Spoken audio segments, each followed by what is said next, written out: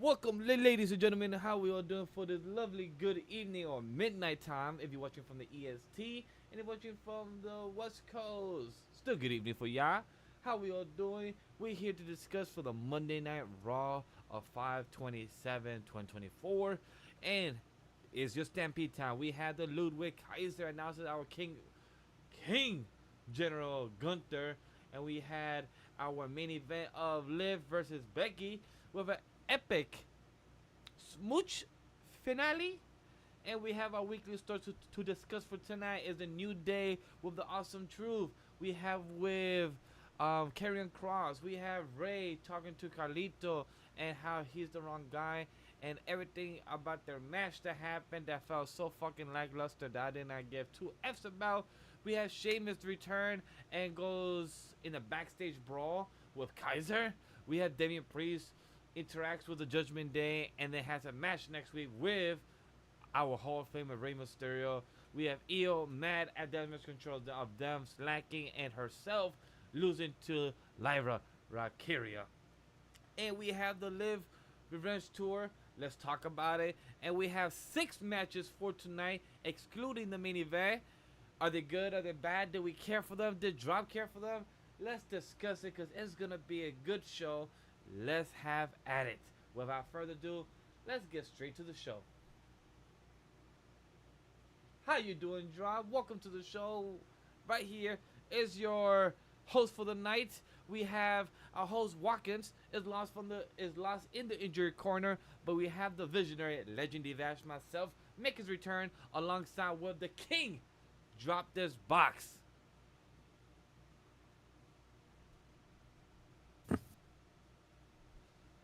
And without further ado, I'm gonna just get straight to the intro just to get out of the way. So, with anime in their souls and thoughts of wrestling out of control, we are the trio for tonight, the duo of weebs who loves entertainment of professional wrestling.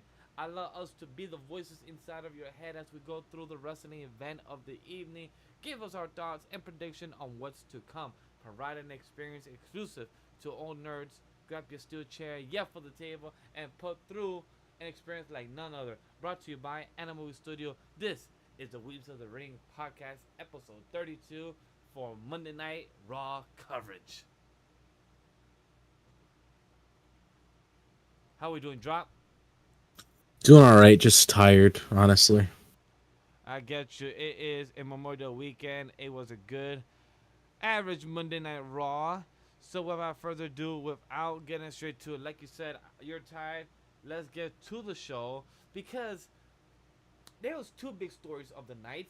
Let's get straight to how this started the show itself. It was Ludwig Kaiser announces the King Gunther.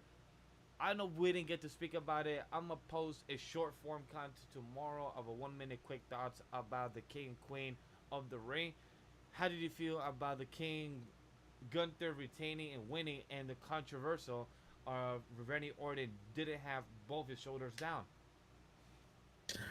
I mean, I'm happy they addressed it, but at the same time, I mean, Gunther was tailor fit to win this tournament to begin with.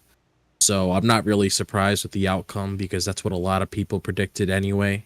As soon as he was announced to be part of the tournament, people already knew straight off the bat that he was going to come out on top. So at least they acknowledged a little controversy that Randy's shoulders were up. But at the end of the day, you know, like Triple H said, they'll probably have some sort of match down the road whenever that time comes. But until then, we have Gunther as our king in the ring. That's a fact. Like our chief of content officer Triple H did say in the backstage interview right after the tournament, he did say that what the ref says is final. The ref said that it was Gunther. He retained, he won, and he was the champion for King of the Ring. And we had Ludwig announces our King Gunther. Gunther speaks about adding the prestige to the King tournament, and he gives an example of the IC title that he brought the 606 of the 666 days of retaining that title and showing that he adds the prestige wherever he goes and wherever he's involved with. So it shows that. And Gunther speaks about Damien not doing much and taking the easy way out. You know, cashing in the Money in the Bank at WrestleMania and taking it easy way. How do you feel about these small comments about him adding the prestige to the IC title, to the Care tournament, and speaking on behalf about Damien not doing much as a champion so far? I mean, he's not wrong because yes, Damian got his big moment at WrestleMania where he cashed in his Money in the Bank contract and he got the World Heavyweight Championship, which was smart the way he did it.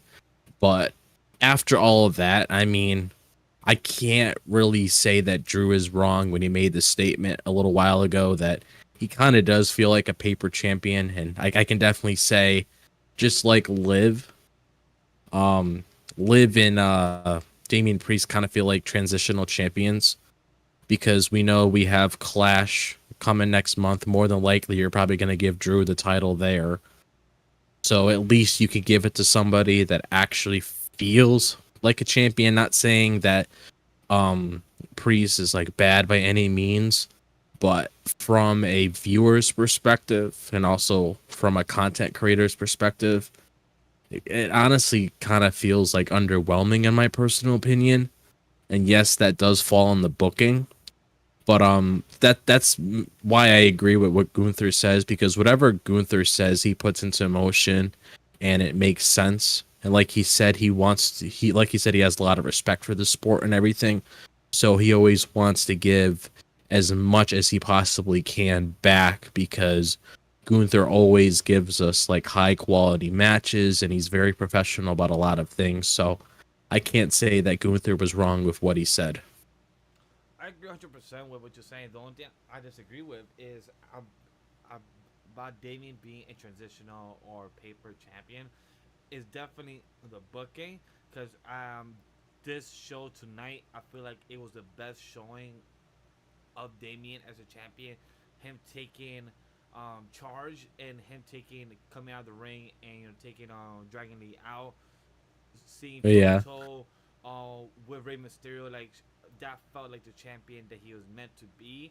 So I do agree it's the booking or the time management of a 3 hour show that feel like they're like lusting in the aspect of not knowing where to place the big drawers or how to place the big stories and not feel like it's oversaturated.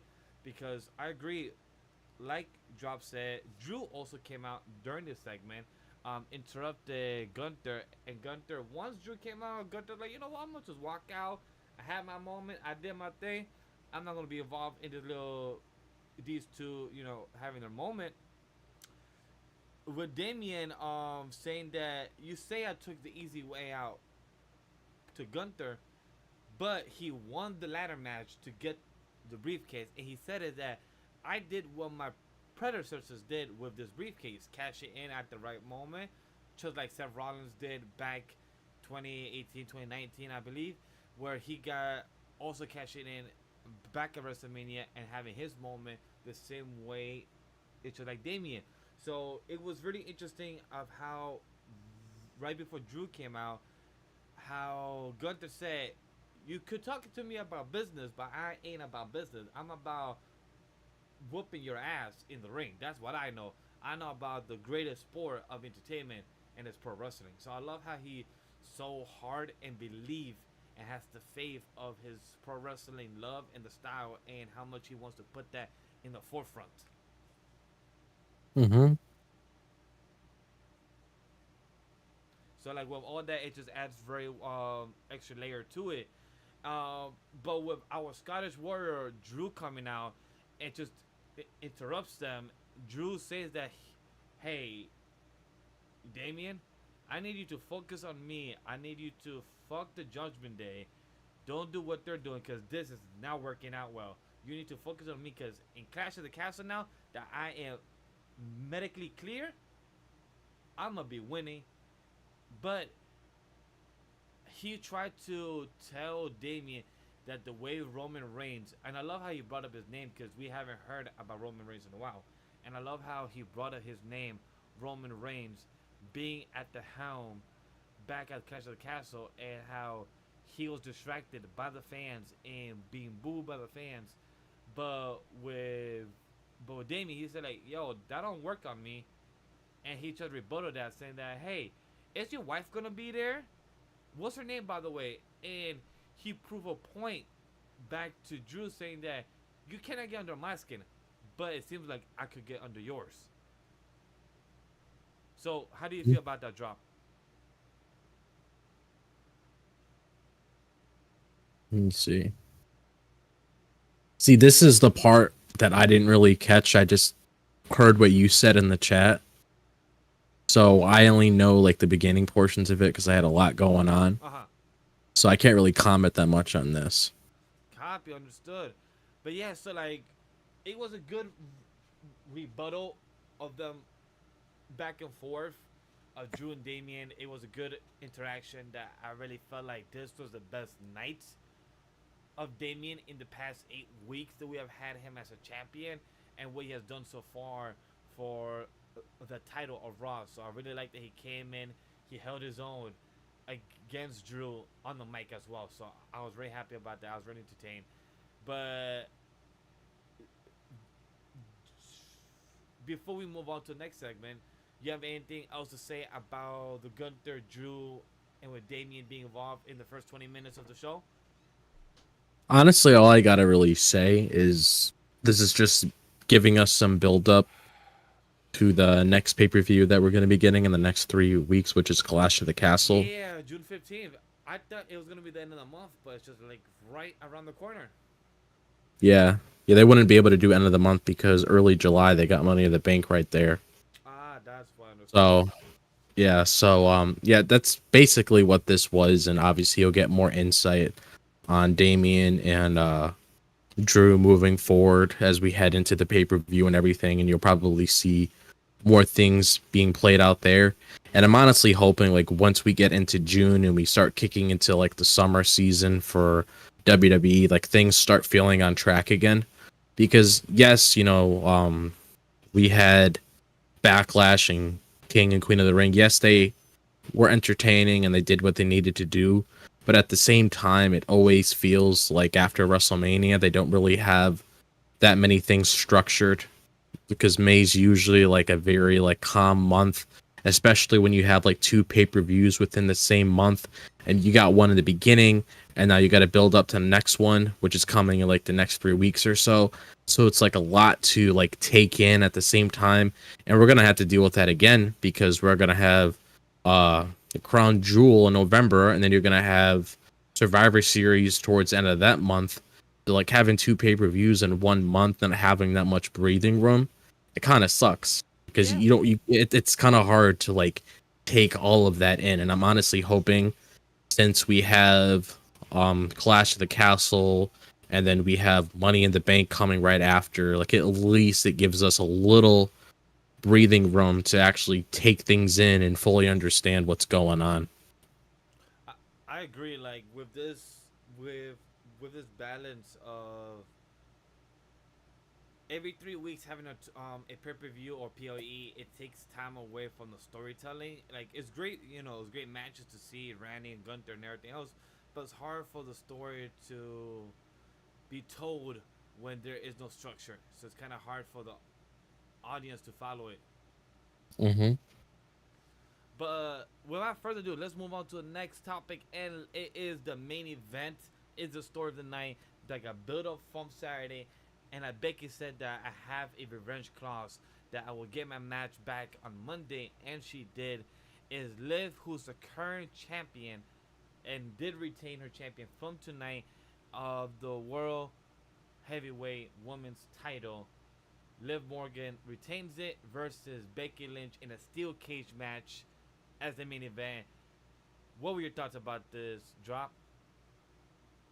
My overall thoughts on this, honestly, like, well, first off, this is actually like the last week that Becky has in her contract of WWE, so she has yet to sign a new deal. And I'm not going to come out there and say, okay, she's AEW bound. That means she's going to be going to a different company, because obviously that's not the case. Her husband just signed a new deal, so more than likely it's going to be one of those things where she takes a little break and then she comes back whenever she's ready, because I know Becky's been very vocal about wanting to have more time with her daughter. So that's definitely one of the things that she's probably going to consider as she takes that little break. Obviously, she's going to have all the people online in a trying to figure out exactly like, okay, what is she doing now? Like, we haven't heard any news of her current status yet. But it's like, you already know the answer to the question. It's just so weird that people on today's on the timeline, everyone's wondering like, is she gonna sign a contract? I saw, Yeah. I think it was from Fightful or from some Twitter handle that always posts this news. And they're saying like, this is lit. I mean, this is Becky Lynch last match before her contract gets renewed. I'm like, yeah, deadass have no news today to literally tell us that this is her last match before her contract gets renewed. I'm like, yo, this is obvious that she's renewing. Her husband is still part of the company. She is gonna resign no matter Yeah. what. Like, Yeah, even because if she's retired, she's gonna coach the next, generation. Like, she's a family person now. She, like Job said, she wants to spend time with her kid. Her kid is like, I think 4 or 5 years old. yeah, not only that though, but like her and Seth are a package deal. So you would already think, just judging off of him signing a new deal recently, and he's one of the biggest stars that they have in the company. So Triple H, Nick Khan, and The Rock and the rest of them, because obviously we know The Rock's a part of these contract signings as well, because what we saw with Drew, they're not going to let somebody like that big of a star to just walk away. Like, they're not going to let Tony Khan get his hands on somebody like that. And the only thing I'm going to be saying about that, and this isn't me throwing any shade at AEW or anything, but they already have a bloated roster over there as it is, so they need to take some time to actually like structure what they're doing over there and actually give the people that they have contracts with some time so they're capable of doing things live on television, because there's a lot of talented people over there that they have signed that they haven't really been doing anything with. So just to add like a new superstar just because you see them on the market isn't really the best case. Because like one of the things that like I always like played as a joke in my head, and the only reason why I'm bringing this up is because it does relate to Becky. It's a news story that's been going on with her. So this is the whole reason why me and Vash are talking about it. But I always looked at like the whole thing was with like Tony Khan sometimes, like it's almost like a Super Smash Bros. Game, where in like the most recent Super Smash Bros. Game, there's like over like 80 or so characters in there. So it's almost like Tony Khan's trying to make his own Super Smash Bros. Games, but with every free agent he could possibly see on the market. So he's like, okay, here comes the upcoming challenger. Like, you got that whole splash screen, and then all of a sudden you see Becky Lynch. You got to knock her off the stage in order to unlock her to add her to the game. Like, that's basically like the whole mindset. I saw like a slideshow poster of saying, and has joined AEW. Rebecca has joined AEW, and I'm like, really? They're already like making these fake ass posters of how. Oh yeah, they do that stuff all the time. Like, so as soon as they hear, like, yeah, I really think that Becca's gonna leave. Like, no, that ain't gonna happen. Yeah, like they did Drew Galloway, they did Tyler Black with Seth Rollins, and then more than likely whoever else becomes a free agent, they're probably going to do the same thing with them. Like, I know there's going to be some couple contracts coming up next year. Like, I know LA Knight, his ends, I believe, early 2025. I'm not entirely sure, but people are probably going to end up saying, oh, Sean Rucker, or I forgot his last name, but I know his first name's Sean, but it's going to say like, oh, he's all elite now and everything like that. Yeah, but, you know, just elite, like, that's the word, there's a whole bunch of memes, but like brushing that to the side, I only brought that up because that was a news report on Becky, so it fits with the segment that we're talking about. But I honestly thought was very still par. Not saying the match was bad overall. Yeah, I would say it was decent. I felt like it was story based and not wrestling based. Yeah, one of the things I will say is I'm not really that big of a fan of the ending for the match, because the ending of the match just felt so random. It's like, okay, you got something going on between Braun Strowman and JD. Okay, I get it. Keep that separate. What does it have to do with Liv Morgan and Becky Lynch? Like, you have Braun Strowman just running around the ring, chasing JD and the rest of Judgment Day, and then he bumps into Dominic Mysterio, and as Becky's trying to get out of the steel cage, you have like Dom just like slam it. yeah, because of Braun Strowman, Dom just like hits Becky with the steel cage and she's knocked out, and that allows Liv to win the match. Like, I thought that part honestly was like very like random. And let's talk about like hypothetically if that was Becky's last match in WWE, that would honestly be pretty underwhelming. It would. Looking at your top one of your top stars in the division, somebody that is a big part of the women's division, just being like just having a match like that to end off her career. If she hypothetically decided to go to a different company or wanted to hang up her boots or whatever, that would just be very underwhelming. I wasn't a fan of that personally. I thought it was very random. Like, if you wanted to build off things between like Dominic, okay, it makes sense because it's already added into the story because of what happened on Saturday.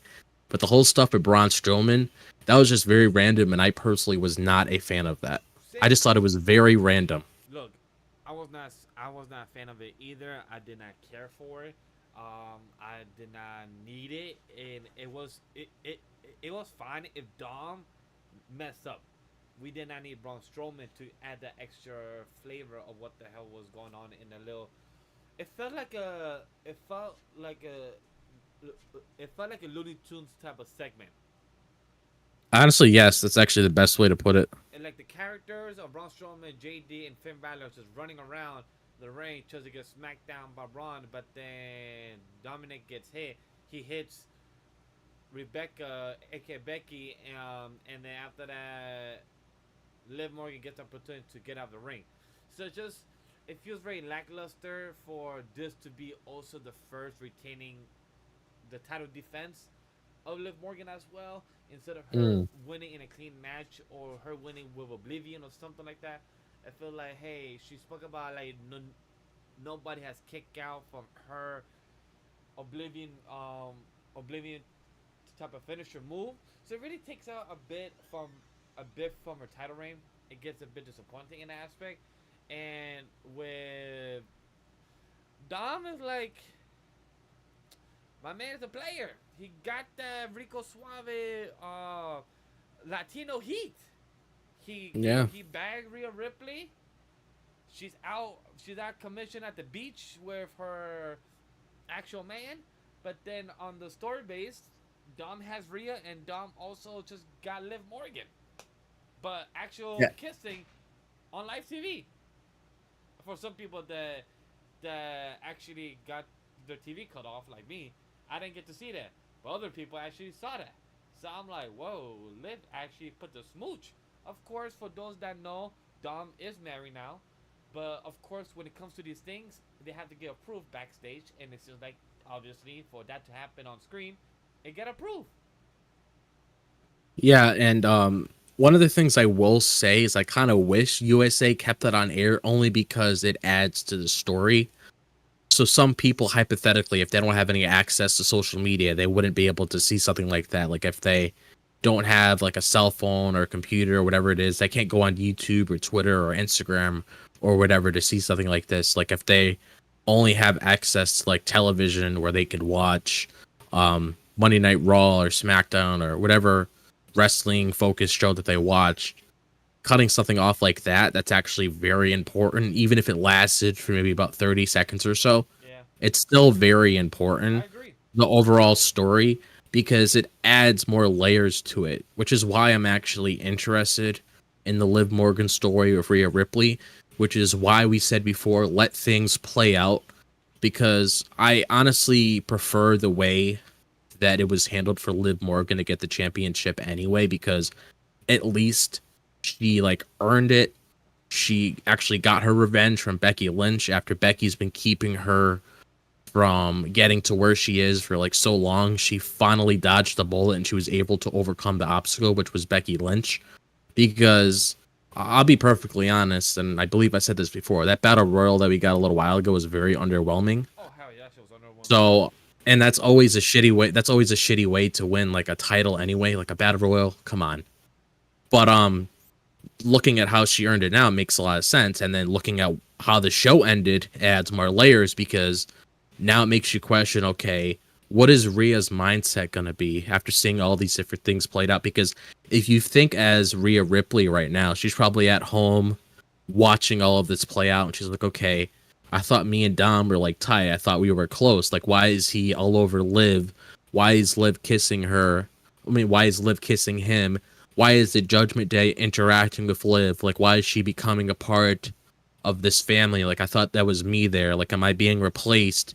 Does everybody not care about me anymore just because I'm on the shelf for a couple months? Like, it just adds more layers to the story.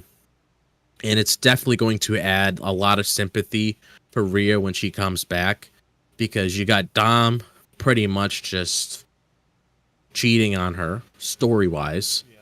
And then you got the Judgment Day complete mess. Damien's honestly probably on his way out. Like, more than likely, they're probably going to get tired of his shit and kick him out or whatever because of just how controlling he is. And then you also have Liv Morgan just wanting to be a part of everything, because when she said she's on her revenge tour, you know, she's not just taking out Rhea, she's not just taking her title, she's not just taking her man. Yeah, she's taking everything away from her. So that's just going to add like more sympathy for Rhea, where it's like, okay, I feel really bad, not only because she had to vacate the title, and more than likely she was going to end up walking into WrestleMania the next year with that title to begin with. I'm just going to be perfectly honest. I did not see her dropping this title at all this year. That was on but it single card. But it's like, it just makes it very interesting to see her whole entire thought process once she comes back, which we don't know when she's coming back. It could be SummerSlam. We'll have to wait and see. But yeah, that was like definitely like very interesting. I think what I cared about the most, honestly, was just more of the story being added with Liv, because I'm pretty sure with what's going on currently with Becky, she's more than likely going to be taking a break, so she's probably not going to be involved in this storyline anymore. So it's just going to be really interesting to see, okay, what's going to be happening like moving forward after this, which gets you excited to tune into next week's episode of Raw, so you can find out, okay, how did things evolve from this point all the way until next week. It's gonna be interesting with Liv and to see who's the next opponent, who's the build-up. We have Lyra Valkyria, even though she did not win Queen of the Ring, she did build up a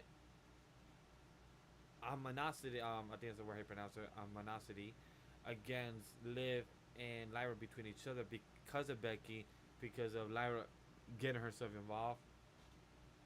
The damage control is still a big force to be reckoned with, and we're gonna talk about that in a short bit.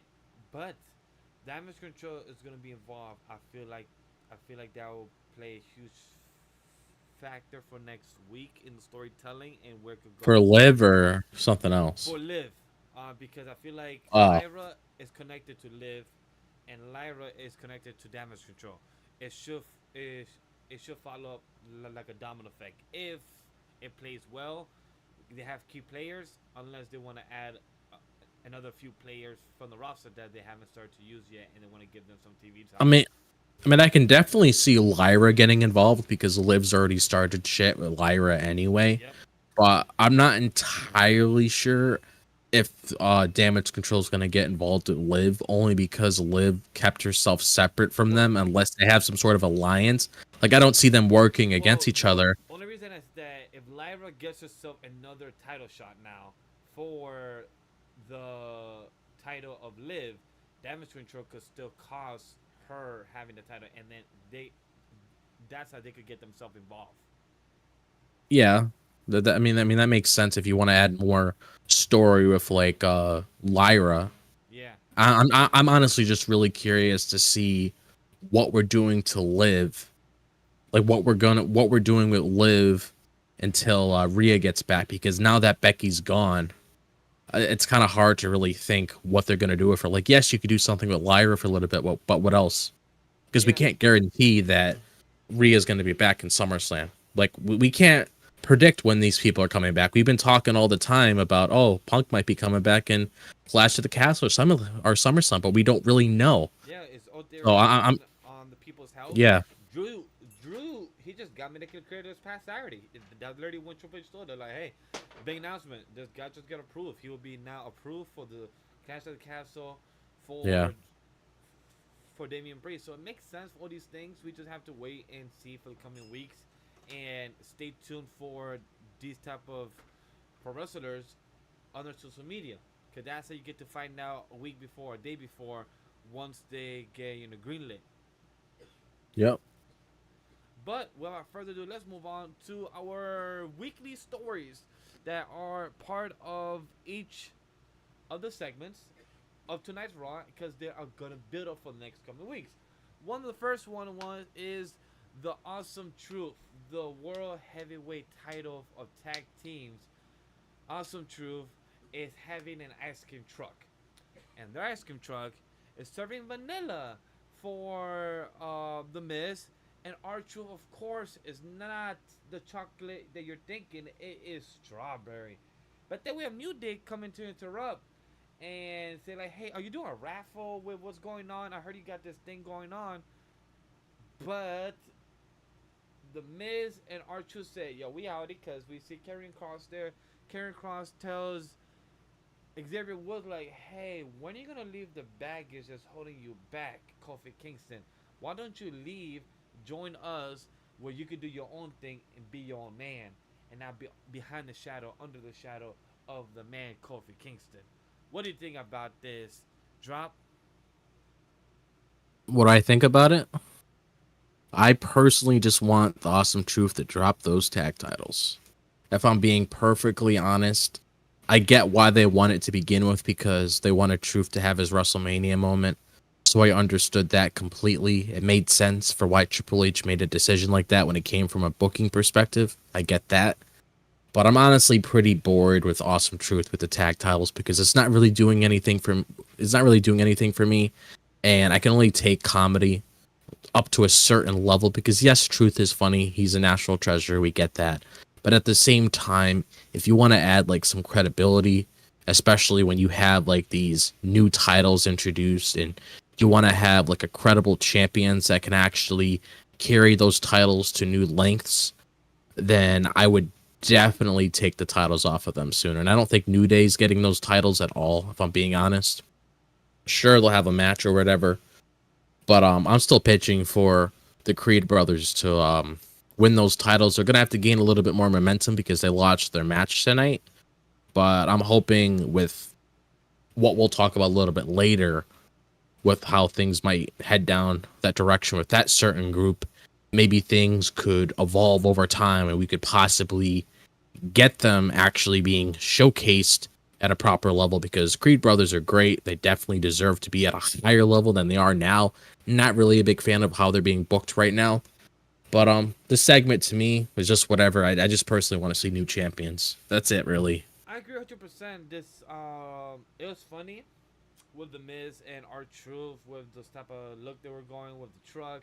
I know for anybody that have worked in the entertainment industry or in production knows that every time you work on a Friday or Monday or on a holiday, you get like a treat from the producers or from the big talents there. They bring you a truck, or they bring you some type of very sweets or very dessert or type of style of food on the truck.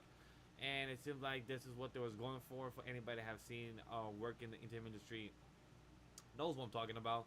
But R-Truth and Miz, I slightly agree with what you're saying, that they need to lose their titles. I feel like their jokes and their skits are still entertaining for me. Are they fun at the time? Yeah. No, but still entertaining. That's what matters. That's what Triple H Yeah. and views care about. For the producers in the back, that they, as long as all the jokes don't hit, but at least it's still entertaining for the audience that is watching in the arena and at home, they feel like that is good success. Is it perfect success? No, because they know that R-Truth and The Miz will lose the title eventually. Would it be this coming of June or July or sometime this summer? It is bound to happen. We're bound to see. We're gonna discuss more once it gets closer of who should be the ones once we see a fucking battle royale again, or a number one contender for the titles, because it seems like that's the only way they seem like to know how to do it for the tag titles. Yeah.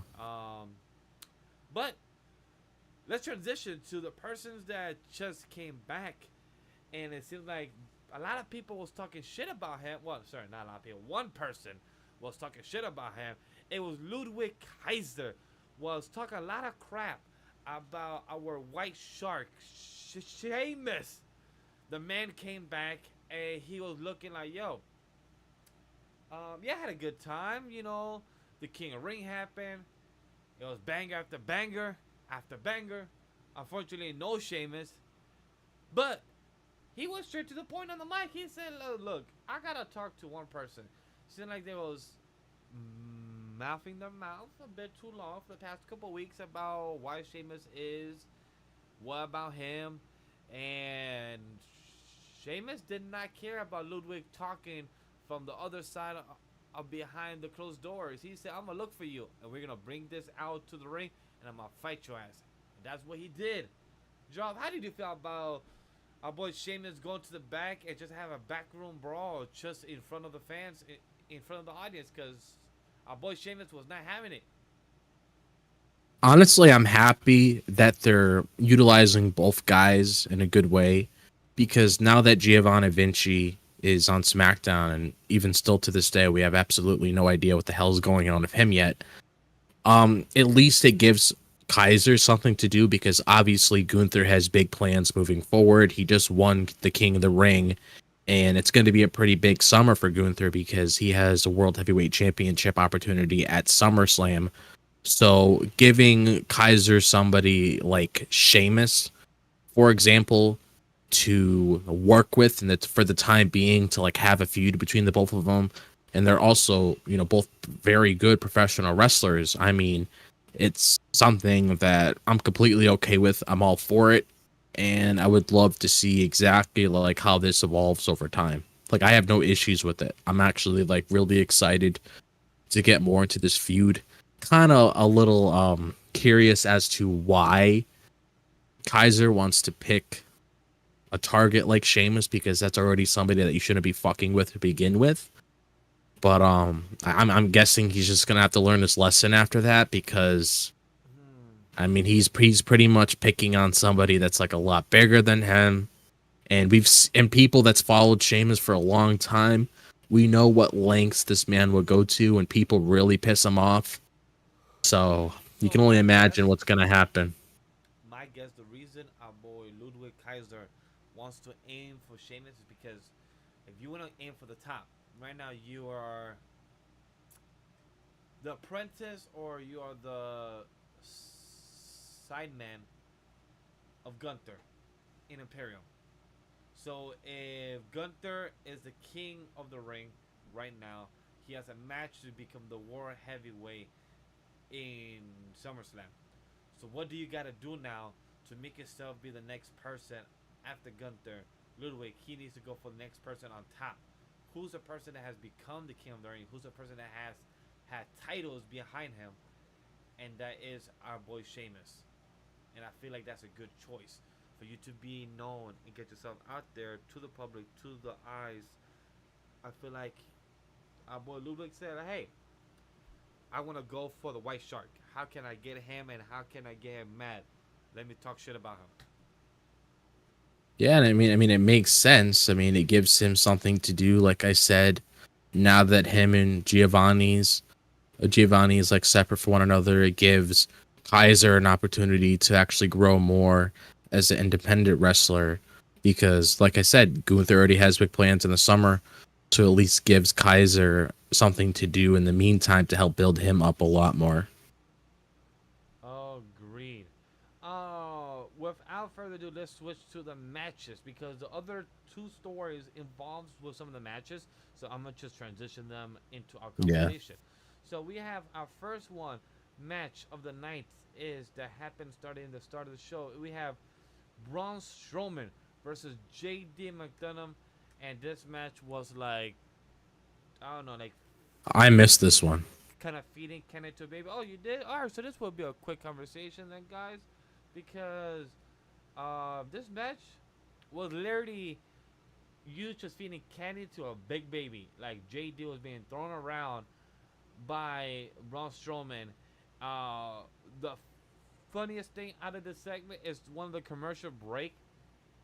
We had a commercial of our boy Snoop Dogg with the Olympics people from the volleyball side of the women division, and just a whole side quest of Snoop Dogg just talking about his moments and his time in the Olympics. And it's just hilarious how he always be having a side quest and it's just being involved in the WWE portion. It's just hilarious. That's one. JD throughout the match was smart. I want to give him credit. He was smart that if you're gonna fight a 7-foot dude, start with the legs. Take him down by taking on the legs where he gets, you go from a big giant to a shorter giant where at least it's the same height. Throughout the end of the match, Carlitos comes out to interfere in the match, and he didn't even do much. And I missed. I don't know if you see in my notes. I literally wrote, I don't even know who won because I lost track with all the mayhem with Carlitos and Finn Balor just helping out with JD. I didn't even know who won.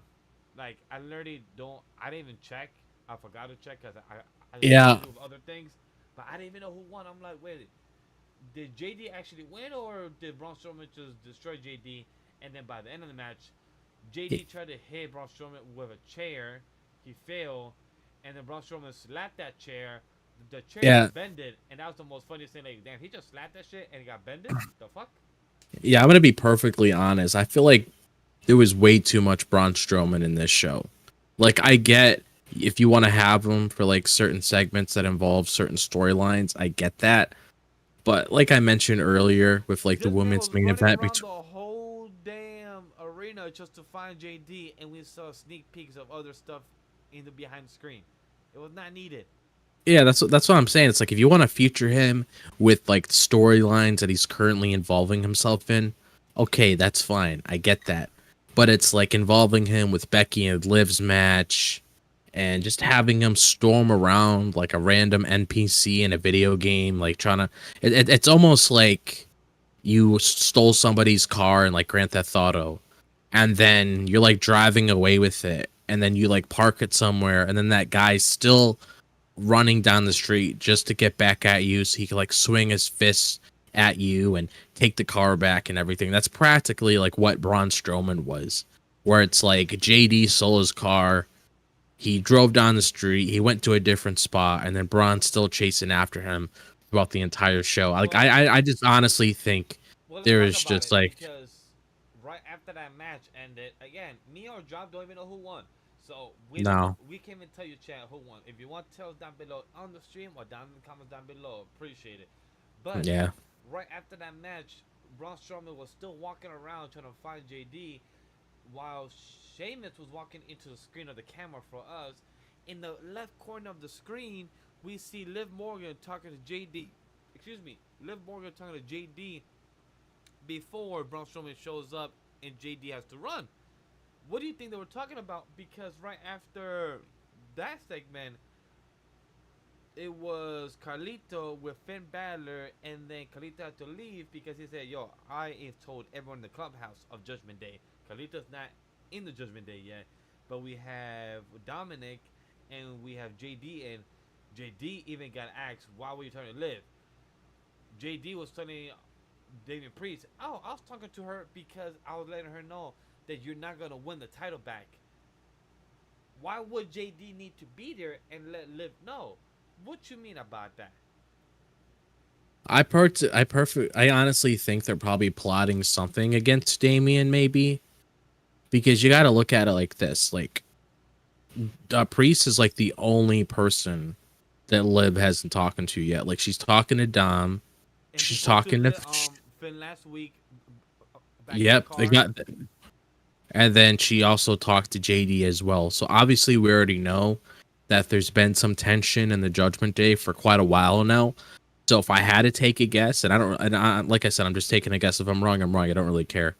But I'm assuming it's something to plot against Damian Priest. Like maybe like we spoke about before, Damian Priest is like very controlling. They're not really liking how the Judgment Day is evolving ever since Rhea left. And like I said, it's been an ongoing issue. So that's my guess of what it could possibly be, because Liv wouldn't be getting involved with the Judgment Day if there wasn't a whole reason involved. Like she said, she wants to take everything from Rhea, So I honestly wouldn't be surprised at the end of the day if she herself becomes a part of the Judgment Day and we have a new leader. I personally would make it Finn Balor. He seems more like a leader type than Damian Oh hell anyway. yeah, of course. It's Finn B. I need to see That's the how Demon Prince. I need to see the Demon Prince come back. that's who I thought it was initially. Like when they did this whole when they first formed this group. That's who I thought the. Oh, whoops! Sorry, I got a notification on my computer. That's who I thought it was initially, was Finn Balor, but then I found out it was like Priest. Like, oh, okay.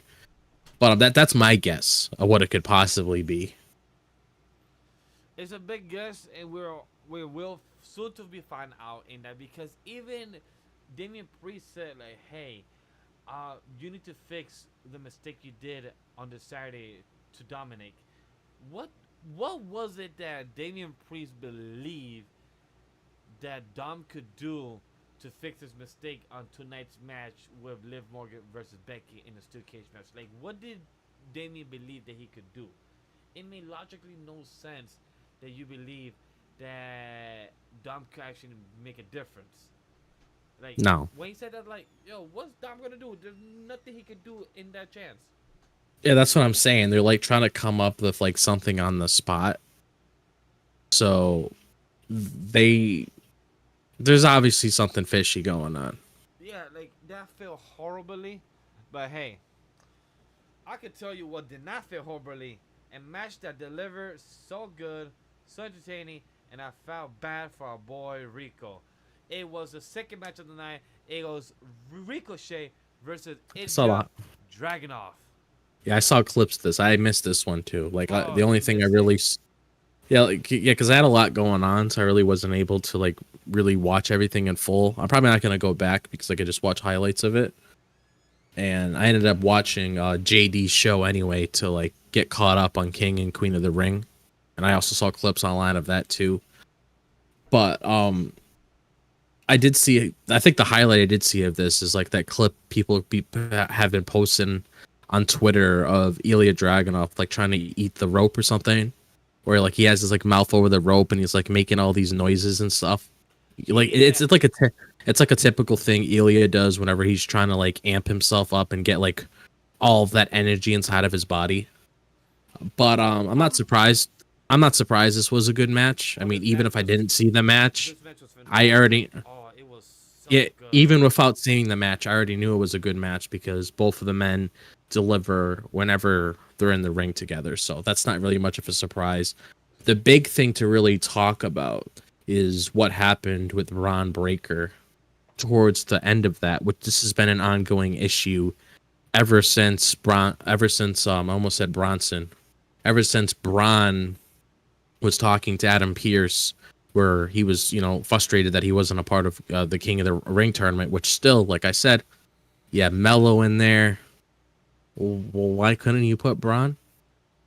Like, I understand you want to protect certain people, but the dude could still go far in the tournament and lose, still make an impact. I still don't It made really no know why he sense. wasn't part of that, It made no but sense, but I really love how they add story, because I love yeah, how right before the match happened, they show the time slot like a 5 o'clock can happen. This conversation, it was Ricochet getting clear from the medical team, saying, "Hey, you're clear to fight tonight. You're clear to do what you got to do." And Peter's like, "Great."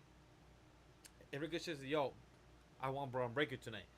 Adam Pearce said, like, "Nah, can't. I suspended him for the week. He can't come. He got a fine and everything." I'm still Angel comes sticking with my out. Angel comes out like, "Yo, buddy, I get it. I appreciate what you did for me. I owe you one." Your Ricochet like, "Word? How about you and me one-on-one tonight?" And I love Angel Dragunov response. His response was like, "Yo, man, I love to fight. And I love to beat man down and break them. But I don't love to break broken man already."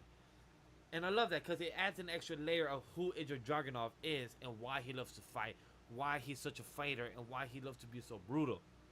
So they yeah. added that He extra was layer of explaining, like, "Hey, Ricochet, I don't want to fight you. You're a broken man right now. I want to fight you once you're clear and 100%. But Adam Pearce like, "Wait, he wants to go. You want to go? I'm going to clear that match." I love that little adding extra layer of that story of them. This is honestly my favorite backstory of the match so far out of the 6 matches we had of the night, because this one is a good build up. It adds Braun Breaker, it adds Ricochet for a good match between two other great superstars so far that has been built up from NXT. So I feel like this has been such a good addition for Ricochet, AJ Dragunov, and Braun Breaker to be part of this. Yeah, I agree. I mean, Ilya's always been like that. Like even in NXT, when he had that whole feud with Trick, where Trick and him had like at least 3 matches with one another. But before the match that Trick had of Ilya, when he eventually uh won the NXT championship, Ilya even told him himself that he wanted Trick to earn that opportunity again. That's why he had to go through Mello. Yeah. And then he got that opportunity at Ilya again. And then Ilya set up that whole stipulation where if you lose this match and you leave then you leave NXT. So Ilya's always been that kind of person where he wants everybody at their best. He wants everybody at like 100%. So he's been in character ever since his NXT days. So it makes sense why he would have said something like this. But like I mentioned on Friday, I'm still sticking with my theory on how this might play in with AJ Styles as well, because we see Braun Breaker pretty much making any decision he wants. He doesn't give a shit. Oh yeah. He was suspended And just did 2 spears against Ricochet. Yep. And AJ Dragunov out of the blue. It's the quickest thing. I don't know if you saw the match. Like you said, I was looking. I turned. 5 seconds later, I see a spear out of nowhere. I'm like, what the fuck? I literally was just seeing 2 men on the ring. Where did Braun Breaker come out from? Boom, took the spear. Ija tried to slap him. Braun Breaker said, nah, spear. Left the ring. Adam Pierce is screaming. I'm like, what the fuck happened in 1 minute? This was like a 1 minute of changes, and I love it. It was so unexpected, and it was so good that it just happened out of the blue. And like I was saying, like I'm still sticking with what I said Of the trade? because like I was about to get into, you have Braun pretty much making decisions on his own, not listening to Adam Pierce. And obviously after a while Adam Pierce is going to get fed up with it. And then you look at the current situation going on of AJ Styles. We'll see how things are with this upcoming episode of Smackdown, like how things are going to change from what we saw from last week. But you pretty much have AJ Styles going to Nick Aldis, asking him for another opportunity at the WWE title. And Nick Aldis is like, sure, I would love that. But at the same time, you got to earn it. And then AJ's like, well, I don't have that much time left. So you look at like AJ's mindset at that current moment. He's like, okay, like this guy isn't really listening to me. Like I want things to be played out the way I want them to. So we can get back on track again, because obviously AJ wants to accomplish as much as he can before he retires. Yeah. So you look at both guys where Bronson's not happy with his situation, AJ's not happy with his situation. So it almost makes you think they're going to switch, and then you're going to get Bronson over there where he might have more opportunities there, and then you'll get the same thing with AJ where he might have more opportunities at Raw. It's going to be an interesting week this Friday, because Friday they're here in New York, Albany for SmackDown. So it'll be pretty interesting to see where the turn of events will be the trade-off this coming Friday, or will be next week. So it'll be interesting what will be happening for our boy Braun Breaker and AJ Styles and the possible trade. But we'll just have to see what happens with We'll just have to see what happens with AJ on Friday. Like if you get another moment where AJ's like, what the fuck, then you'll know something's coming. But any last thoughts about Braun Breaker with Ricochet and AJ Dragunov? Nope, I pretty much summoned. I love how AJ Dragunov sells being speared by Braun Breaker very well. I don't know if you catch the... Oh, no, I did. Same with Ricochet, too. Yeah, like the slow walk away into the back room where AJ was like just on his ribs, and then just went slowly back to the ground. It just like crashed, like showing that that speed like broke me in half. I love the great selling. It shows very believable. But you know what's not believable, Drop? Is the Authors of Pain winning over the Creed brothers as our third match. How did you feel Mm. about this? Because it looks like it put you to sleep. Yep. I mean, I'm wearing a Freddy Krueger shirt for a reason. But honestly, like, I didn't really care for this match at all, if I'm being perfectly honest. And like I said before, I want to see the Creed brothers pushed a lot better. I mean, come on. They're very... See, this is one of the things I will say about the tag division. It definitely needs a lot of work, Or especially when it comes to actual tag teams that can give you, like, quality matches. You have these people... Like, at first, when the Creed brothers joined the main roster, they were getting pushed great. They were being showcased properly. They got that video package, and people were actually getting behind them. And then now they're not really getting featured on TV as much. That's why I have an issue with KC2, because they're a legitimate women's tag team, but they're not being showcased that well. probably the only Same thing with one the... legitimately. Yeah, and also you also got the Witches too, which is Alba Fire, and Isla Dawn. Yes. But just looking at like how they're being built up now, I'm not really a big fan of it. That's why I'm saying possibly like what happens with Gable, which we'll talk a little bit more later. We're probably going to spend some time on that because that was a pretty big segment. But I'm just hoping maybe the Creeds can find some path to go down so they can like build themselves up again, because I definitely feel like we're going to see some changes for them soon. But I didn't care about this. I mean, first off, like I Doesn't it said, sucks that the Authors of Pain are a tag team that I want them to succeed. I want Carry Cross yeah, duel. his group's kind of cold now. They're cold, but I love it. But it sucks that we want the Creed Bros to do good. We want the AOP to actually feel dominant. We want them to actually feel like they're a heel faction. But then we want the Creed Bros to not feel like they're like losing a match and losing their momentum. So it's kind of feels like a 50-50. Like, where do we want A and B to go when right now A and B is not doing well? Yeah, and like first off, they got to change their theme songs. I even wrote in the notes that their theme song sucks. Oh, who's? Because whenever I couldn't tell AOP or the Creed brothers, because whenever I hear them come out, it's like, hey, oh, yo, it's like, what the hell is this? It's like some random chant or whatever. Like I the like the theme Creed song that Brothers they... at the NXT. That theme song was good.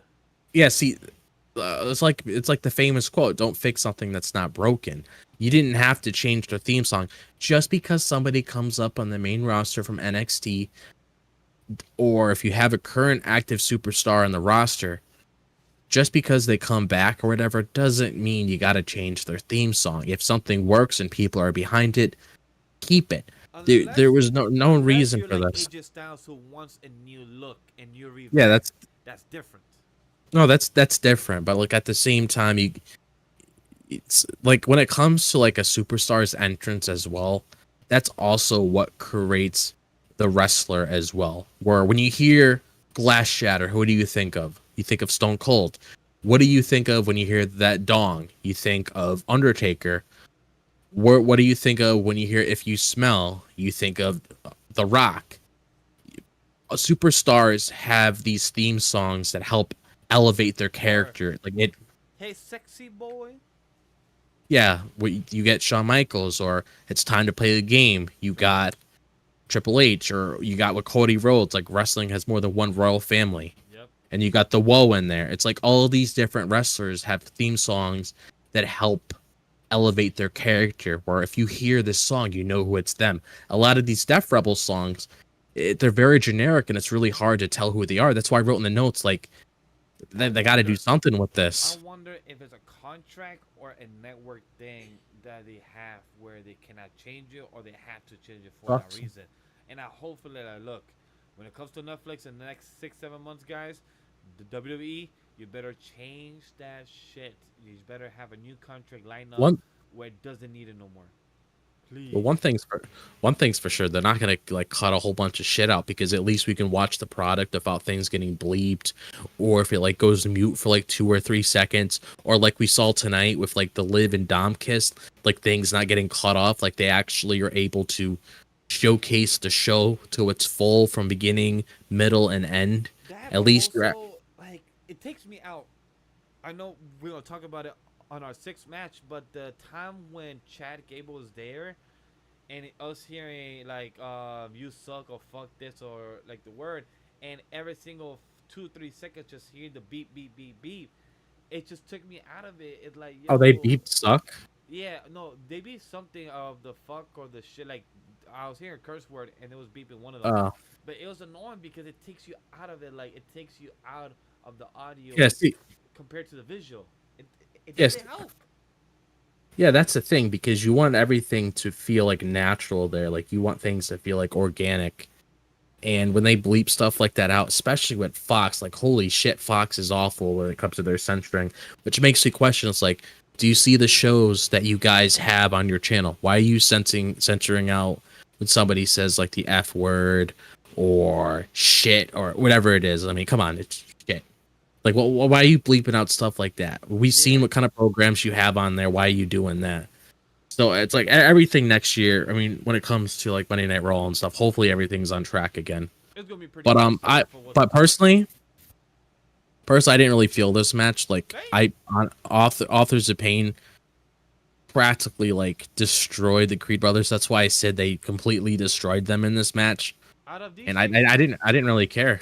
out of these 6 matches, this was my Least favorite one. no, I don't know I if mean, it's I'll be perfect. I didn't know if I really care about another match, fifth match of the night. oh yeah, the But 5th match I didn't care for either. Those the first, the third, and the fifth of the 3 matches I did not care for. I actually noticed something that's been a very common theme between the both of us. We're not really that big of a fans when it comes to like a lot of LWO stuff lately because it's just been played out so much. Yes. Well, you know what? Before we transition to number 5th match, we are done with number 3. Let's talk about a match that was good and led up to more backstage problems. We're discussing about Yes. Lyra versus Kairi Sane. This was the 4th match of the night, and Lyra had a little small segment in the back with Becky, saying that, hey, You see how banged up her legs were? yes, and I love Becky's response. You should think about some knee pads. And just walks Yeah. away. She literally says that one comment. You should think about some knee pads. It just literally walks away. I was like, and Larry just smiles and be like, yeah. It just literally just don't say a word. It's just like, It just nods her head. I'm like, yeah, probably get the knee pads. Because girl just had like a bruise on the right knee. I'm like, girl, I think Becky got a point. But how Yeah. did you think of the backstage segment? How do you think of this fight overall of Lyra versus Kairi Sane? How do you think about this? One thing I did forget to add to the notes, Kairi Sane actually got a new theme song. I don't really remember how it sounded all the way through because I only watched it. I only listened to it when she first came out, so I'm gonna have to go back and listen to it again. But she did get a new theme song. Ooh, But I did not catch what that. I Nice. but I thought this was a decent match. Like I mentioned in the notes, it was a decent match. I mean, Lyra wasn't at 100%, so I wasn't really expecting her to like go for like 15 to 20 minutes or so. Because when you have somebody like Kairi Sane, which is also another great women's wrestler, those two can definitely go for like 10 plus minutes. So I wasn't really expecting this match to go incredibly long. And we also saw that Lyra was still selling her injuries from Saturday, which makes sense. I mean, look who she was wrestling on Saturday, Nia Jax. And like I said, I didn't really catch the show. I might go back sometime this week and watch the matches, but I did see clips. But that Annihilator that Lyra got from Nia Jax, I got it. That might have been like one of the best Annihilators I've seen Nia pull off. One of the Agreed. best sells from that move so far, because it's almost like you had like this piano fall on top of like Lyra, and she was like knocked out cold. So it makes sense like why she really wasn't at 100% in this match, and why she had to like catch Kyrie off guard and just roll her up and quickly escape the ring. Because if she stood in that ring, I those love two that. would have treated her like a rag doll. I love that. See, because it shows that ring awareness of what's going on around you, and you don't feel like, hey, you just want a match. Just get the fuck out of there. It's like Drew. Drew, you could have stayed champion, but nah, you gotta glow. You had to kiss your wife. You had to glow in front of CM Punk, but no, you could have just stepped out, ran away, and enjoyed your championship. But no, Lyra was smart. She's hurt already. She took the W against Kairi Sane, and you rolled around outside the ring, and you did your thing. I love it. It was smart. But then it lead up to Dakota and Kairi Sane heading to backstage for an angry, furious Io Sky throwing a lamp, not just one, two lamps, and breaking three tables, and then storming off out of the room. How do you think about this? Of Io Sky literally showing the anger she had of Lyra I mean, beating her last week, and now Lyra beating Kairi Sane. So two out of the three damage control got lost to Lyra. And did you notice that Dakota's Dakota is wearing her knee bracelet again? no, I didn't. I actually didn't notice that at all, to be honest. Yeah, she's wearing her knee bracelet again. So I'm curious to know if that's just for for like a safety precaution, or if she's feeling some type of reoccurrence injury again. Oh, well, I'm not entirely sure. I would assume maybe she's trying to be cautious or whatever. But with Io, like you can understand why Io's like not in the best mindset right now because she was in the semifinals last week with Lyra. So it was between her and Lyra, and whoever won that match would head to Saudi for the finals for the Queen of the Ring tournament. So you can understand like why Io was frustrated because she wanted to go to Saudi and she wanted to become Queen of the Ring. Like that was her main goal with this current story that's going on with her. So it makes sense why she reacted this way and she was frustrated because okay, look with who because you even saw what she said to Lyra last week, like after Lyra won her match, who was like, "I'm not done with you," Yes. and then you have one of her friends going up against Lyra tonight, and in her head, she's like, "Okay, let's see if we can get a win over Lyra this time because of what happened to me last week." But then you have Kyrie losing to Lyra, so now Io's just really frustrated because it's like, okay, like this girl's in my is like in front of me right now. I can't go anywhere no matter where I go. She's just there. She's blocking me from like advancing in my career. So it makes sense like why things are frustrated with that. That's why I said to you earlier, if they were gonna give Lyra something to do in the meantime, it would make sense if she does something with Io. And Io is honestly like a good feud for her because It's a great matchup for again, her. yeah, because again, we saw them showcase a great match last week. And I don't know if you saw this online, but their match was like around 18 minutes. Ooh, And in and it I and thought it it was like 20 minutes. Like, ooh, I was off by two, but I was close. and it was said that that match itself was actually longer than the first Queen of the Ring tournament as a whole Yeah. because that was the whole tournament where Zelina became Queen of the Ring. And I don't really recall all of that because I was probably around the time where I took a break from watching a WWE. Mm-hmm. But I would assume those matches are probably like 30 seconds, 2 minutes, whatever, because everything back then was rough, but it's definitely on a better track now. But that's just pretty crazy to think about. 18 minutes that those girls had in the ring lasted like a whole entire tournament for like It the shows first one. people also need to remember that this first Queen of the Ring happened in 2021. This was after the first year of the pandemic, where things were difficult, where things were different around the time, and a certain other person was in charge. Now we have a better person with a better vision. No matter if he's Hmm. not perfect with his booking, he at least has a better vision and at least is doing his best he can to give this type of time for the ladies to cook. Guess what? Io Sky and Lyra Valkyria did cook. They put on a great match last week. Like Drop said, 18 minutes. In my head, it was 20 minutes. But it was such a great, entertaining match between these two. And it's going to continue feuding that it could lead up to Money in the Bank or to SummerSlam in the next couple of months. So Yeah. a match between these two could definitely happen.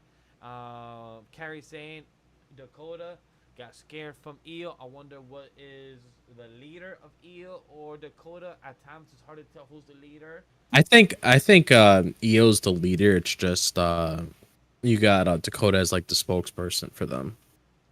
Like 100% agree. EO's definitely in charge because whenever they head out, EO's like always front and center. That's true. That is always speaking about the body language. Body language is a key part of who's the leader or who has the stronger aurora around them. Talking about strong aurora, I don't know if we are excited about this, but you know, No, let's just get to but we it. can still talk about it. Um, look, guys, I'm a Latino myself. I am a mixed breed, but I am Colombian out here, and we're gonna discuss the Latino world order that is truly fucking slacking. Why did Rey Mysterio need to have a match against Carlitos? It was dope to hear that from Michael Cole that it's the first time that Rey and Carlitos set in the ring 1-on-1 in 20 years. But nobody asked for this, not even myself. Drop, did you ask for this? Did you send a letter to WWE? Did you send a letter to the headquarters of WWE asking them to have a match of Rey versus Carlito? Nope. So why the And fuck? honestly, So why and the honestly, fuck do we like have this this match? match, honestly, this match as a whole, it's like I said earlier before, like we've fully gone into this segment now. A lot of the stuff that's been going on between the LWO lately has just felt very underwhelming, and I'm not really interested in it.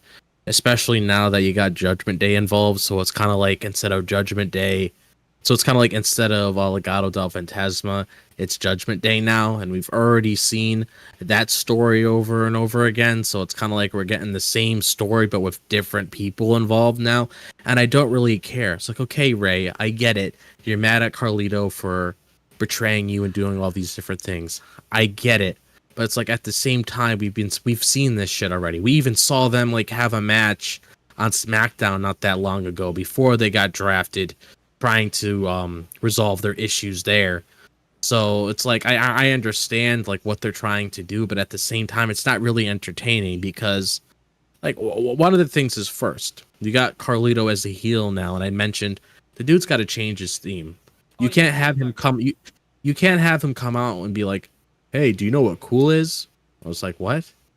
Like if you had, if you had his OG theme song where it's like, "I spit in the face of people who don't want to be cool." That sounds like Yes, that would have that been sounds better. like, yeah, that's who what Carlito's known for is that theme song. Because like I said, a theme song carries a lot of weight. It really describes who a wrestler is.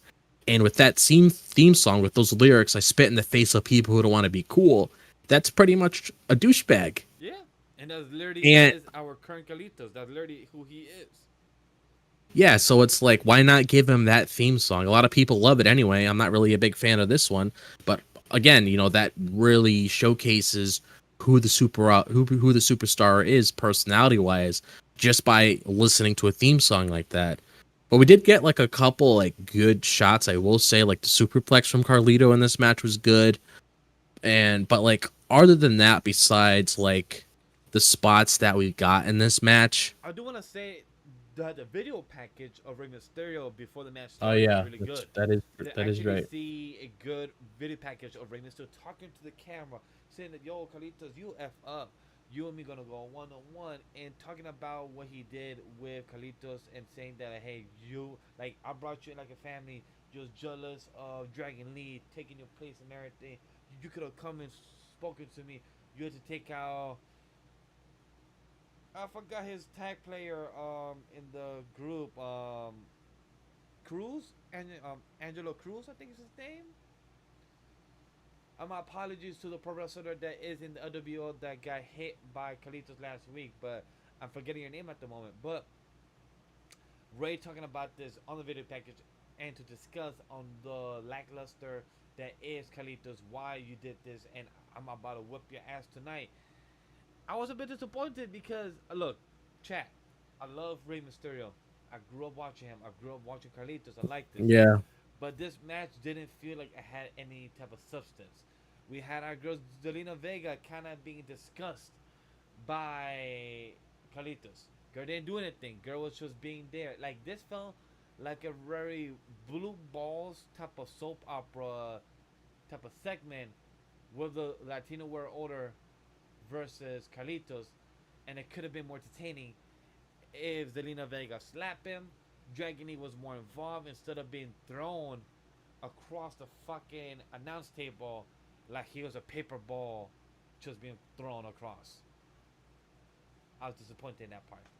Like Dragon Lee, I expect more from him, more of his entertainment side, more of his flips, more of the character of Dragon Lee. He's supposed to be the next Rey Mysterio, but they're epically failing that as always with the next type of Rey Mysterio, and it sucks to see that.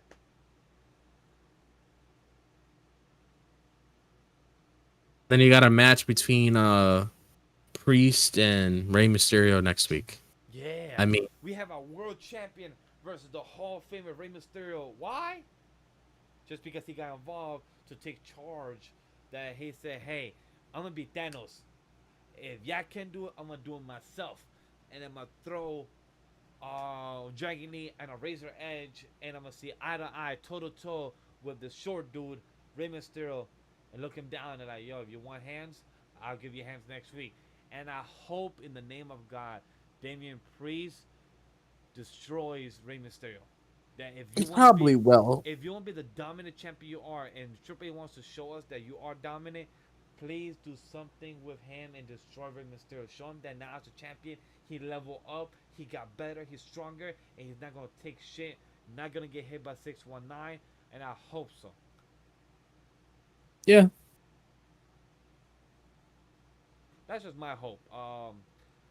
That other than that match, the match was entertaining for what it was, Ray versus Carlitos. But honestly, to that point, I didn't care for. I'd rather Ray versus Braun Breaker.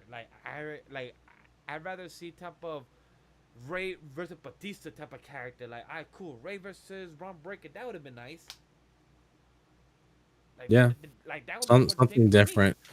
Like he's on a new show now. Yeah, it's something. He's on a new show now. You got to give him like new toys to play with. It can't just be the same people all the time. Yeah, and like, why are we having this type of fight? Ray, Carlitos left. He's looking for a new faction. You don't need him. Why are you having a fight for him? If you want to have a fight, you can set it up for Clash of the Castle or for Money in the Bank or for some type of SummerSlam. Don't have it for a regular night of Monday Night Raw and then have this whole cartoony shit going on. It was not needed, and I didn't like it, and it was pointless. Yeah. And just to say this for the time being, WWE actually posted, and even Liv herself actually posted Liv kissing Dom as their banner on there, which is pretty funny. Wow. Hey, if WWE supporting this, they know that it's part of the story, and they know that this is gonna get views. This soap opera drama of Dominic versus Liv, with Liv and versus Rhea for the damn custody battle, round 2, 20 years later. Yep. Oh man, but you know what should have a custody battle is our boy Otis, because our boy Otis on the 6th match of the night is Bronson Reed versus Otis, and it was a messy. I'm honestly glad we saved this for last too. Oh yes, because this was a 6th match, and this was the one that actually had the most story progression and the most type of messiness that happened. Let's get to it, because Bronson wants revenge from Otis costing him the title on Saturday, which to me, Otis did not do much. Otis, you was literally playing your role and you was playing your part to get. Yeah, he knowed his role. So Otis did not do shit against you. You just need to do something for the night. And Otis, I don't even know who won. Did anybody win actually? Otis or Bronson Reed? Did anybody actually win? Oh, Bronson beat him. Okay, he did win. Okay. Because he ended up getting distracted because of what was going on with Gable, and then yes. Bronson took advantage of that. So let's get to it. There was more tension between Otis and Gable, which leads to distraction that gave Bronson the win, as Drops has said himself.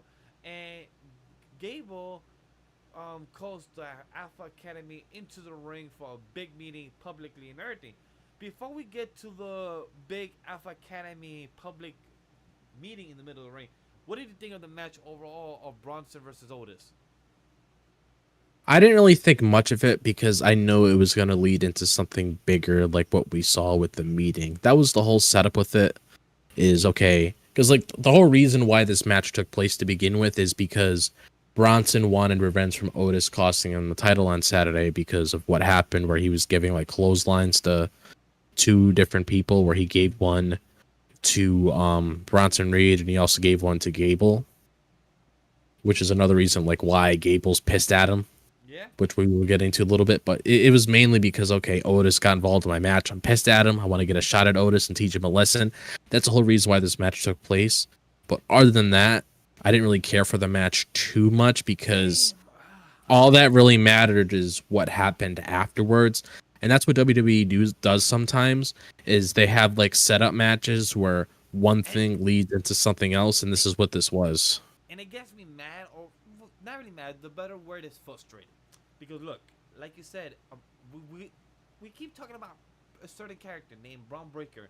We have two of the big dudes called Bronson Reed and Otis that will be great material for Braun Breaker to go against them. Bronson Reed has a tsunami.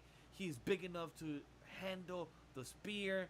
He could go and pin out from the spear. You could have great, awesome feuds between Otis and Bronson Reed with Braun Breaker. Something like that could be involved and be more entertaining. But sadly, Braun Breaker was not used for this. Instead, it's continued to use the same characters for the same story to progress it. And it feels like a run-on story that feels like very repetitive but not done well. And I feel bad for Braun Breaker. However, for Otis was about to get hit by a damn fucking belt, and Michael Cole or Corey Graves said that we are 30 years or 20 years too late for this. And I love that comment because it's so true. Yeah. How do you think about Otis getting whipped?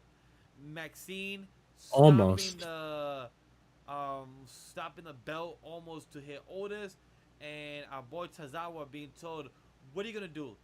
Go sit in the corner. You ain't doing shit. I'm tired of you guys." I love the segment because it's just evolving Gable's character even more. And like one of the best thing that's been happening with Gable recently is this whole heel character run, which was honestly needed for like such a long time, because before, Gable wasn't really been utilized as much before, and a lot of people said, this dude is very underrated. He can go very far if WWE utilizes him correctly. And look at the position he's in right now. He's like one of the top heels right now in the company. A lot of people are very invested in his story because one of the things a lot of people wanted to see coming out of WrestleMania after Gunther dropped the belt was for the IC title to remain relevant. It's still relevant. And they also wanted an engaging story to sink their teeth into. They also got that as well. So I really like this segment because, like we discussed before, it's just showing how much of an asshole that Otis is. That's why when Sami Zayn came out and he was saying, well, at the end of the day, this is your fault for all these reasonings, all these things happening, which I understand why Sami said that. Because if you look at any other person that reacts this way towards people, they blame their issues on others, where it's like, hypothetically, let's say that I lost something. Let's say I lost my phone, for example, and you happened to be in my room at the time. If you were like just chilling there or whatever, and then I come upstairs and then my phone is gone. Let's say that I like misplaced it around the house. If I came up to you and be like, "Oh, Vash, it's all your fault. I can't find my phone." No, it's not. It's my fault because I wasn't responsible for where I was putting my phone. And looking at Gable's situation, it's his fault for getting himself into this situation. And one of the things people do when they react this way is that they're very weak, where it's like they blame other people for their problems because they're too afraid to admit to themselves that, yeah, maybe I was the reason why things headed down this direction. Because you look at because if you look at Gable's character arc ever since he first encountered Gunther, he's always been coming up short, like Sami said, with every single opportunity that he had getting to that IC title. He had those matches with Gunther. He's very close, never got it done. And then you had that gauntlet match to determine who's going to be the number one contender for Gunther's title at WrestleMania. He came up short, but he almost got it done. And then you even had the most recent triple threat match at King and Queen of the Ring. He almost got it done, but he came up short. So each and every single time, It's Gable putting himself in this situation, and that's why he's reacting this way. That's why he's taking out all of his frustration on the Alpha Academy. That's why people like Maxine and Taizawa feel very uncomfortable around him. And I think one of the best things to describe Gable's relationship with Bronson Reed right now is Stockholm Syndrome. Because Otis doesn't really know how to react in the situation, probably because him and Gable has been very close friends for such a long time, and he himself is probably afraid to break apart from somebody that he looks at as a brother. Yeah, And it's like maybe there's so it's like maybe that's why I mentioned like the whole Stockholm syndrome, where it's like, yes, you should do something, but at the same time you're stuck, you don't know what to do. So it's almost like you're trapped because you see him pacing throughout the ranks, like, okay, should I do this? Should I do that? Like, what should I do? Sammy's trying to like instruct him to be like, come on, Otis, go out, do your own thing, make your decisions, listen to the people, listen to what's in here, do what's right. But he just doesn't know what to do because he's afraid, oh, okay, if I make this decision, is something gonna happen to me afterwards? Am I gonna get like the shit beaten out of me by that belt? Like you could even tell, yeah, like you could tell like he was just submitting so easily to Gable, and if you look at the guy the size of Otis, he could throw Gable around like a rag doll. So theoretically, you shouldn't be worrying about Gable at all because you could just beat his ass. But because of the situation that Otis is in, he's just uncomfortable with how to react to things. Especially when it comes to it's mainly just comes down to like the close relationship that he has with Otis, because if you recall, ever since they came together as a group and all the memories that they shared with one another, it's just really hard to like break away from somebody like that. It's like somebody that you're very close to, and it's like, well, what's gonna happen afterwards? Like I want everything to go back to normal. We're best friends, we're having a good time, but now Gable's just this giant douchebag where he only cares about that title, and it's like, me, Maxine, and Taizawa just don't mean shit anymore. I love the details we're getting about this conversation. Like you said, when Sammy tells him, like, you keep coming up short. Why do you keep blaming others for your mistakes when you're the one that is effing up? So I love the little small details about Sammy telling what it is, the facts. Like, he was telling the car facts, like, hey, I got you these facts by A, B, C, D, E, but you're the one that's messing up, not me. And Otis, like you said, Otis, you could literally throw down Chad Gable down like it's nothing. But instead, I understand where Chad is coming from. For anybody has lost a close friend for any misunderstanding, and you're the one that feels hurt that you're about to lose that friend, that's right now in the position that our boy Chad Gable's in. He doesn't want to lose his friend, even though he doesn't see eye to eye, or even though he doesn't agree with his current tactics that Chad Gable's trying to do. But Otis doesn't want to lose that friendship. He'd rather get hit by the belt. He'd rather get whipped. He'd rather be treated by shit by Chad Gable than actually lose that friendship. And that's the hard part for Otis to believe in.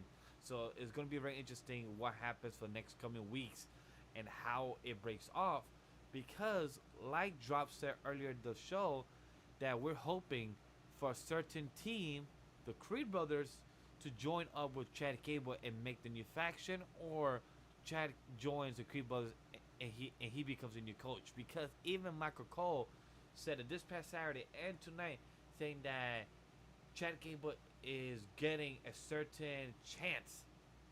The You Suck during his opening, just like a certain wrestler, Kurt Angle, as well. Yeah. So even Michael Cole acknowledged that he's getting the same treatment just like Kurt Angle back in the day. So it shows what Chad Gable is doing is working and it's good. It's getting the audience to not like him. It's getting the audience to feel for him. So that is good for the repercussion for Chad Gable.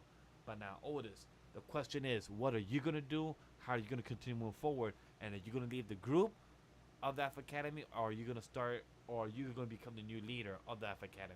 It's gonna be very interesting. Yeah. Which is like really like interesting to see like what's gonna happen after, Otis finally breaks out of his shell and confronts Gable for like all this abuse that he's putting him through. It's going to be like really interesting to see what direction they're going to go down, because Otis and Gable has just been together for so long. So I'm just interested to see like what sort of plans do they have for Otis moving forward, because it definitely feels like they're trying to build up Otis a lot more. That's why they're trying to get the crowd behind him, because you even saw at tonight's show that everybody was chanting Otis's name and like, come on, let's go Otis, let's go Otis. Like they were trying to like really push Otis to be like, dude, just hit him. It's just like almost that situation that we saw with like Rey Mysterio last year, Yep. where everybody was waiting so long for Rey to attack Dom. Yep. But it's almost like a similar situation where it's like that's Rey's son. You know, that's somebody that he raised, and it's really hard for him to, you know, attack his son and stuff like that. But eventually Rey met his breaking point because of that night that we saw on that Smackdown where he was just yelling at his mom, treating him like shit. And then when he smacked him, the crowd went wild. Now that you look at Rey now, he talks a whole bunch of shit to Dom. He doesn't give a shit anymore. So it's almost like Otis is going to run into a similar situation where it's like, okay, I'm going to meet my breaking point, something that Otis, whatever move like Gable like makes next moving forward is really going to set Otis off, and it's definitely going to add more layers to the story. And I'm honestly just happy that the Alpha Academy are not being used in like just random ass matches just to get squashed or whatever. Like because honestly, if this was like a different company and if it was like being like run differently, let's say like the people that we have here now wasn't there, it would just be centered around Gable. Like Otis and everybody else would just be on the sidelines doing whatever. But I like how everybody's involved in this. Like you have Maxine getting involved in this, preventing Gable from hitting Otis with the belt. And I actually did bring this up to a couple of friends. When Otis had the belt tonight, it almost kind of reminded me of like MJF. So I don't know if you remember when like MJF like took the belt and he was trying to hit he hit Cody with it before, and then he also hit Wardlow Cole, right? With it as well. I don't think he hit Adam Cole. Why I don't remember on the top of my head. Okay. But yeah, like, I do know if he did. With Otis like trying to fight back, and hopefully he gets like you know the. I'm not sure if it's a phrase or like a video game, but like, yo, fight back. Like this is the time, Otis. Fight back against Chad. Fight it against your coach. Take him down. And I want that moment to happen soon to show that Chad like and Otis has departed. Of course, guys, they're gonna still be friends behind the scenes. You know, not show any type of footage of them being being friends and everything. But this is part of the story to help Chad become the single player he needs to be and get the title that he's obsessed with, and for Otis to become the new competitor with our boy Tazawa, or become the new leader with Maxine. It'll be very interesting how they come for the next couple weeks. Oh yeah, definitely. Let's transition to our Raw overall thoughts. Because we're coming to the end of the show, Chad. Not much to discuss about than what we have. All the time codes is down below in the description if you already have tuned in. This is already a 1 hour and a 30-minute plus show. So we already discussed all of the 6 matches, the main event, the main story of the night, and the weekly stories that has happened to progress. The only one that we didn't get to talk about because it was so short and quick that I will here give you on my Raw overall thoughts is that we had our Q Blazer and we have Zoe Stark having another segment with Sonya Deville. That Sonya Deville gave some great comments saying, hey, nobody's taking y'all too seriously. Maybe can we talk? Maybe can you guys give me some time to actually maybe give you my points of why I want to talk to you guys? Because like dropped their name earlier, Abba Fire and Azra Dawn even came up to Zoe Stark and Blazer saying like, hey, you guys haven't defeated us yet. You said that you has run through the tag team division, the women's, but you haven't run through us yet. So that comment is not true. What did you think about that drop? I'm honestly hoping they take Sonya's advice and actually like have them help manage that team Agreed. because Shayna and Zoe are ice cold right now and not that many people really care about them. Like even with their upcoming match with Bianca and Jade, how they were saying how they're gonna like, oh, we can squash them, we can beat them, stuff like that. No, you're not. Yeah, like limb by Because limb, they're still humans. They still got the 2 arms, 2 legs. They still got the same limbs. I'm like, yeah, and if that's you're looking at people like Bianca and Jade, I mean, come on, they're gonna hold those belts for a long time until something happens between the both of them where they disagree on something. Then that's when the tension's gonna happen, and then something's.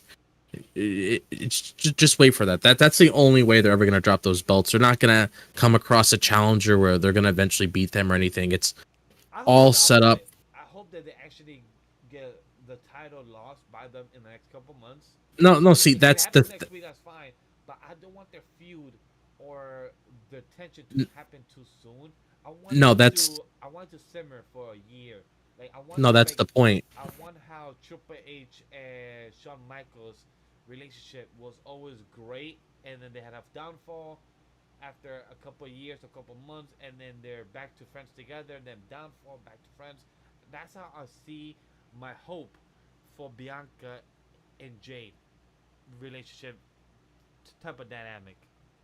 Yeah, that's what I meant when it comes from a long-term perspective. Okay. Not saying it's going to happen like right away. I'm saying the only way they're going to lose those titles is from some sort of tension between the both of them because they're not going to get beaten by like some random tag team. Like they're going to have a lot of matches at the tag team and they're going to beat most of them because if you look at how protected Bianca and Jade are, they're not gonna like be losing to like some random people or whatever. Like if they're gonna lose in any way, it's gonna be on them, and it's gonna make sense.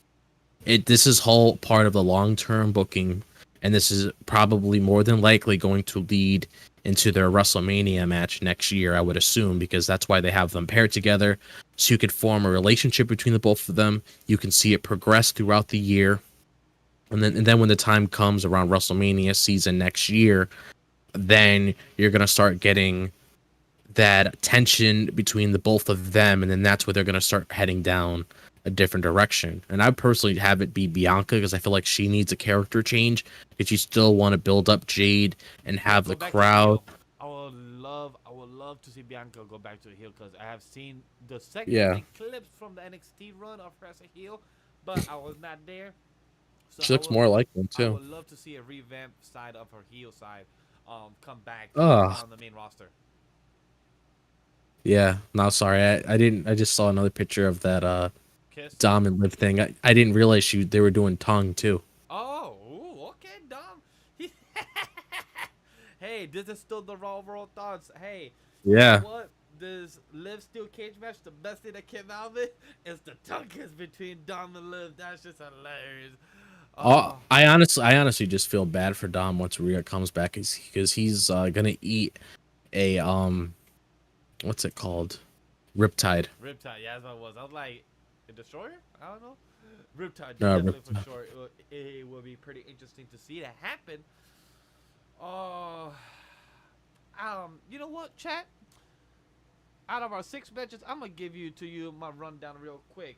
I'm gonna give you my favorite match of the night was Ricochet versus Ilya Dragunov. That is our first match that I love.